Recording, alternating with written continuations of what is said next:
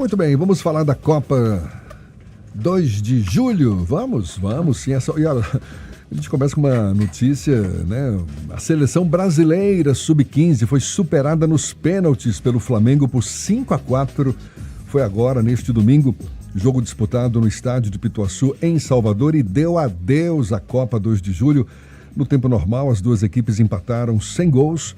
O Sub-15 do Bahia também perdeu nos pênaltis para o Atlético Mineiro. Neste domingo também está eliminado da Copa, assim como o Vitória, que perdeu para o Botafogo do Rio e também foi eliminado. A competição ainda está rolando, ainda há jogos pela frente e já tem gente pensando na Copa 2 de julho do ano que vem, que vai ter novidades. Pois a gente fala mais sobre o assunto, sobre a Copa 2 de julho.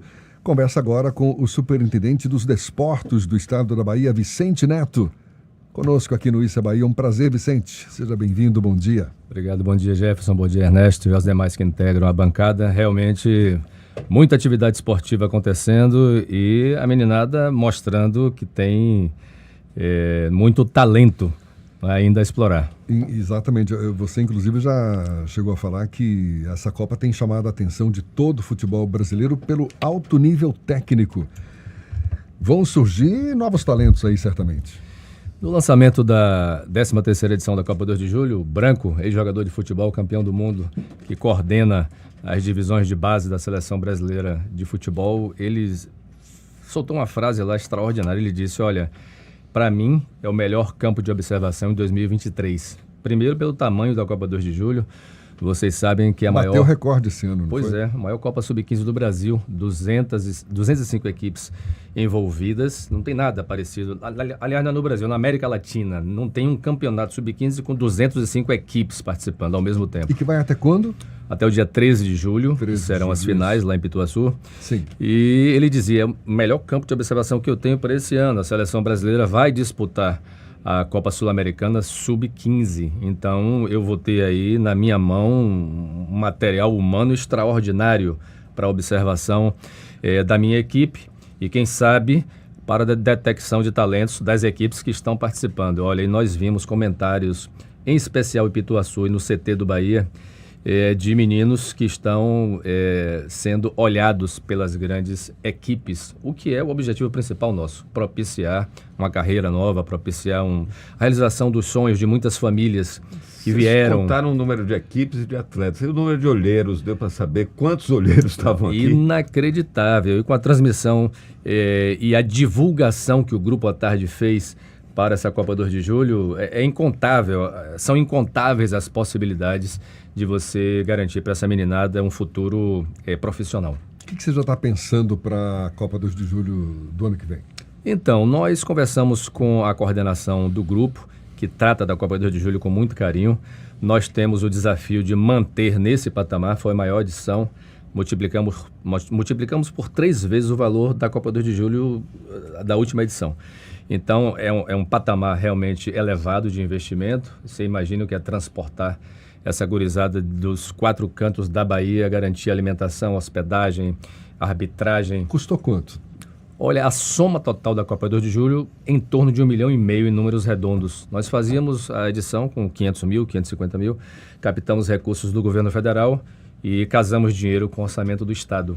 Então, os relatos que tivemos de comissões técnicas, de famílias que participaram, é que nunca houve um aporte tão grande com a qualidade do investimento e também do resultado que nós estamos propiciando para essa turma. Vocês têm o desafio de, só um instantinho, Ernesto, de manter esse nível no ano que vem, mas eu falei em novidades aqui, tem alguma novidade já sendo definida? Pode dar essa antecipada para a gente aí? Vou fazer isso. Então, o spoiler é o seguinte, com a Copa Sul-Americana acontecendo e o Brasil tendo vindo aqui disputado, a nossa intenção é espalhar para o Cone Sul a Copa 2 de Julho como um produto regional da América do Sul. Então, nós convidamos no passado equipes que vieram dos Estados Unidos, equipes que vieram do continente africano, nós vamos fazer, mas a ideia agora é intensificar aqui no Cone Sul. Vinha uma equipe da Bolívia, por problemas financeiros a equipe não conseguiu embarcar, era o Bolívar. Então a gente vai intensificar. Essa é a ideia de a gente fazer uma Copa da América do Sul na Bahia. Então, eu estou antecipando aqui um cenário de mobilização que acontece já a partir da semana que vem. E eu tenho certeza que nós teremos surpresas boas.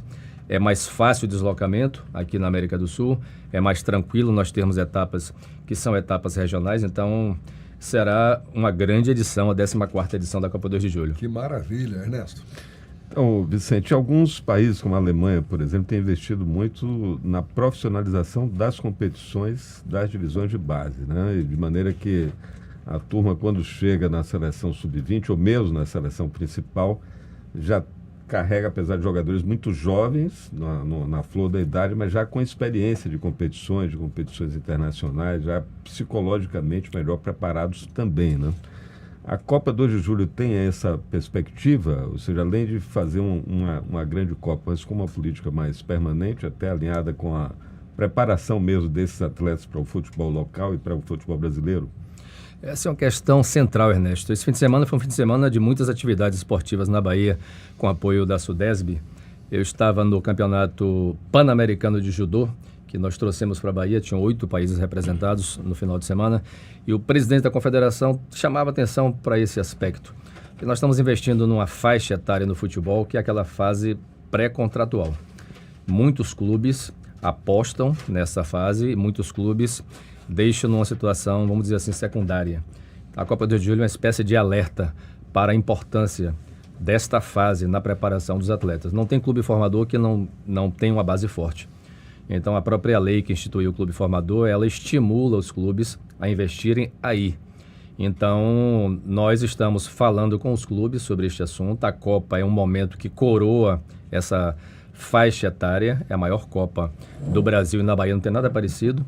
Então, é um alerta, e você tem razão, temos conversado com a direção dos clubes, porque não dá para pensar em não ter as faixas sub todas estruturadas, assim como o futebol feminino, que tem sido uma exigência legal, uma exigência do torcedor, que os clubes invistam na equidade de gênero, porque é uma lacuna gigantesca num país como o Brasil, você não ter as meninas tendo tratamento semelhante aos meninos em relação às divisões de base dos clubes de futebol, que é essa paixão nacional. Quando você fala que tem conversado com os clubes, chamando atenção para a importância das divisões de base, é um pito que está se dando aos clubes, porque, não sei, é a minha percepção, e me corrija se eu estiver errado, não tem se dado tanta atenção ou importância às divisões de base desses nossos principais clubes, não? Aqui na Bahia, falo. Então, você tem razão, e nós temos como uma espécie de alerta chamado a atenção. A Copa do Julho tem servido para isso. Os clubes têm ficado muito atentos. E quando você chega numa competição como essa, que é no modelo pirâmide, 205 equipes participando, você chega na fase final com 40 equipes, aí brota o desnível. Fica evidente, é quase um grito o desnível em relação à formação de certos clubes que apostam nas divisões de base e outros clubes que, vamos dizer assim, arrumam o time para participar da competição. Então, é quase um pito mesmo em relação a esse tema que nós temos feito, mas temos encontrado boa receptividade na direção dos clubes em relação a esse aspecto. Em relação a saindo um pouquinho da Copa 2 de Julho, mas aproveitando para perguntar dos outros esportes aquáticos, por exemplo, com a expansão dessa rede de novas escolas, essas escolas com piscinas, a Sudesb está trocando figurinha com a Secretaria da Educação para impulsionar também, já que a gente já tem uma tradição de grandes atletas também. Então, Ernesto, esse fim de semana, eu dizia, foi de muitas atividades. E nós fizemos, além do Pan-Americano de Judô, um brasileiro júnior e sênior aqui na Bahia, aqui na piscina olímpica do estado, no Bonocô. Trouxemos equipes do país inteiro que vieram para cá, quase todos os estados da federação. A nossa Celine, ela voou nas águas e trouxe resultados importantes. Já não é mais uma promessa, né? Pois é, numa prova, inclusive, que ela não tem tradição. Ela, nos 50 metros, ela brilhou, foi para o pódio. Então, uma menina realmente que deixou de ser, como você disse, uma promessa. Começou ali na divisão de base.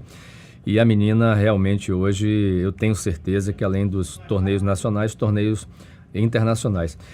Sim, nós temos conversado com a Secretaria de Educação, a inauguração desses complexos esportivos, todos eles com piscinas, vocês viram.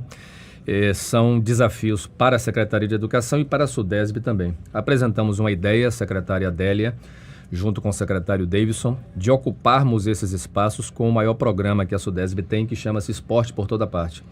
É um programa que, nesse momento, ele atende a 30 mil baianos. Ele contrata 3 profissionais por núcleo, nós estamos em 139 núcleos, são 100 municípios atendidos. E na área da natação, demanda gigantesca. Então, você inaugura um complexo como esse, numa cidade que não tem equipamento esportivo, ali você tem um teatro, você tem um ginásio coberto e você tem uma piscina. É um desafio.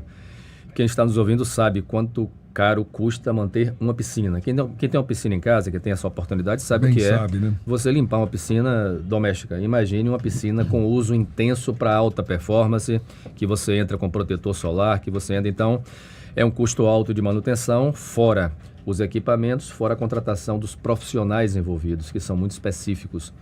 Então, nós estamos tratando isso com a Secretaria de Educação para ampliar esse nosso programa, colocamos à disposição. E a Secretaria de Educação também tem iniciativas nesse sentido, que já estão em curso e que devem ser também ampliadas para a ocupação desses belíssimos equipamentos. Vicente, parabéns aí, viu? Essa 2 de julho certamente frutificando, revelando muitos talentos, e a gente na torcida para que no ano que vem se supere e vá assim nesse ritmo crescente cada vez mais.